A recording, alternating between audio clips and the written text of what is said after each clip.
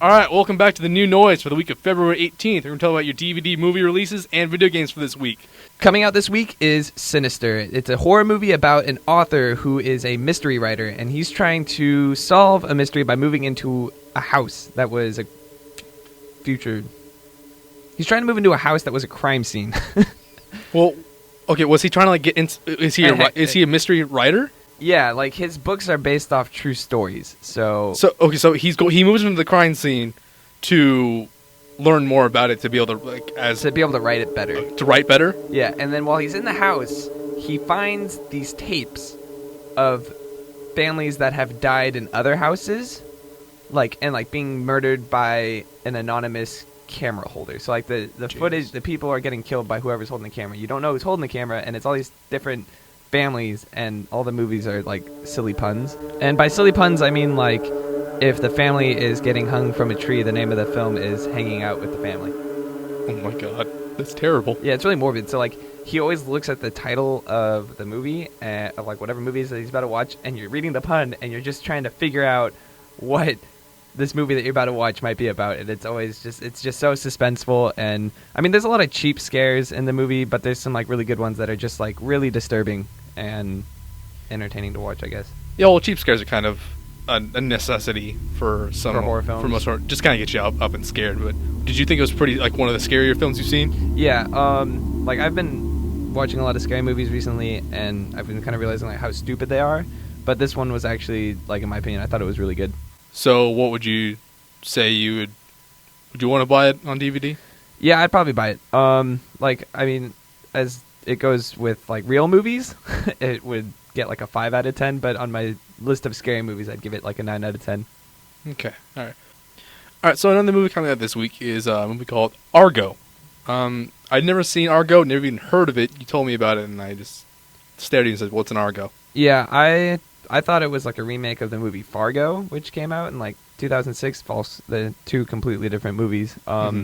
But from what I've been told, it was a really good movie. I think every single one of my friends have seen it, and I don't know why I haven't seen it yet, but I know it's coming out this week, and I will probably look into buying it to watch it just because it's gotten so many good reviews. Yeah, hopefully it's going to be out like maybe on Netflix too. Maybe.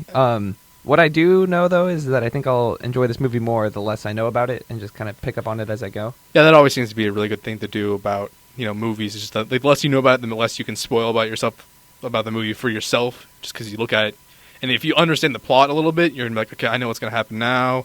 I know what happens after this. Yeah. I understand the movie too much, right. And now it's not a good movie. Right. So anyways, for movies this week, Sinister and Argo, look into buying them. Coming out in video games this week, we have Crysis 3, which is a first-person shooter for all platforms. Crysis has been described as a genre-defining shooter.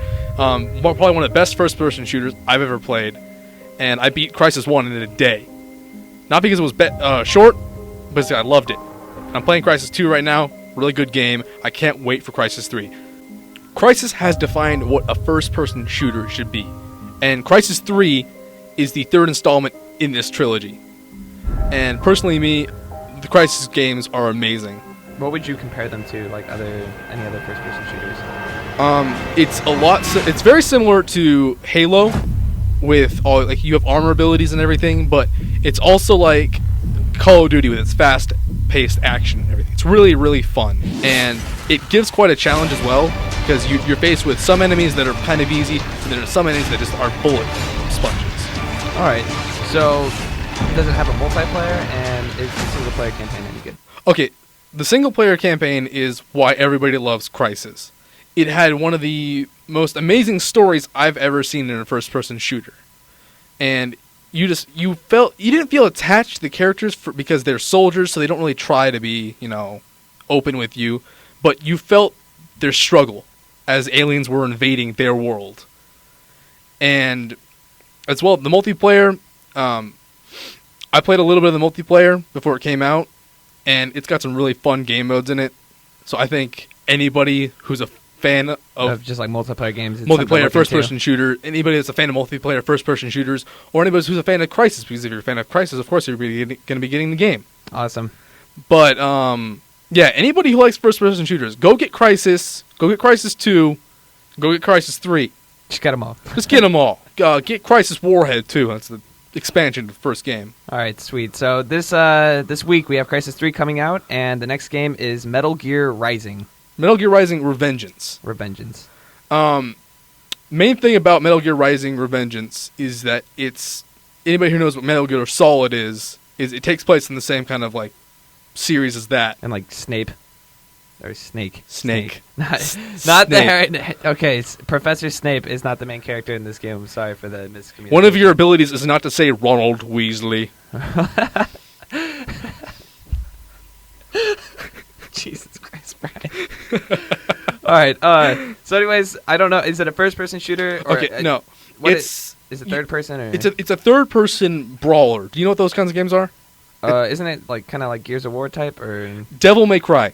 So you have like combos. So you have combos. It's got a main central combat system, and you take you play as Raiden. He was a special ops agent during Metal Gear Solid, and he's become like this cybernetic warrior. All right.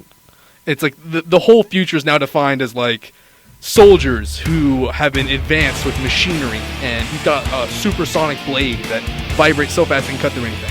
Do you hide under boxes in this game? There are jokes about hiding under boxes in this Are they game. cardboard boxes? 'Cause that's one thing I know about Metal Gear is the cardboard boxes and how it's supposed to work. But yeah, Yeah, it's hilarious whenever you have jokes about like other games in the same series. yeah. But yeah, I don't think Metal Gear Rising Revengeance has multiplayer. However, Metal Gear Solid has always been known to have good storylines, and this one seems like a very action-packed game. So I think if you're a fan of Metal Gear Solid or any kind of beat-em-up games, you should definitely go get the game. That wraps it up for New Noise. Check in next week to find out what's coming out. And thank you for living the ugly life.